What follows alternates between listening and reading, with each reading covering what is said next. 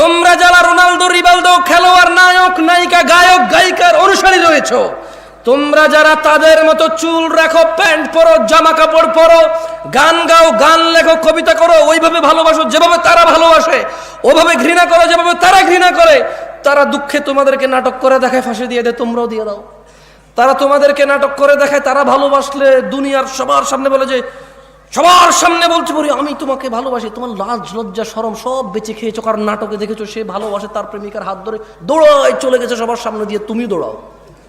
তুমি দেখেছো নাটকের নায়ক পার্কে গিয়েছে, তার প্রেমিকাকে নিয়ে বাদাম খাচ্ছে হেঁটে হেঁটে, তুমিও এখান থেকে একদিন ছুটি পেয়ে বান্ধবীকে বলো হ্যাঁ তুমি চলে আসো, আমি আসতেছি। সিএনজি ভাড়া করে, রিক্সা ভাড়া করে, এমক তমক করে বন্ধু বান্ধব উপরে লাগায় বাদাম কিনে পার্কে হেঁটে হেঁটে খাও। এটা কার অনুসরণ? আল্লাহ নবীর অনুসরণ? এটা শিখাইছে কে বলো তো? এখন বলবো জামশেদ ভাই আপনি বেশি বেশি আজকে সিনেমার না গায়ক গায়িকা নায়ক নায়িকা বলছেন। কে শিখেছে তোমাকে যে প্রেম মানে এটা তোমাকে এই মানে এই ভালোবাসা? মানে ভালোবাসলে পার্কে যেতে হয়, হাত ধরতে হয়, বিয়ে করা ছাড়া, তারপরে গান গিয়ে গিয়ে ছবি তুলতে হয়, বাদাম খেতে হয় হেঁটে হেঁটে জনসম্মুখে, তারপর দুজনে মিলে ছবি তুলতে হয়। তুমি এই শিক্ষা পেয়েছো কোথায়? তোমার আব্বা তোমার আম্মার সাথে এরকম করেছিল?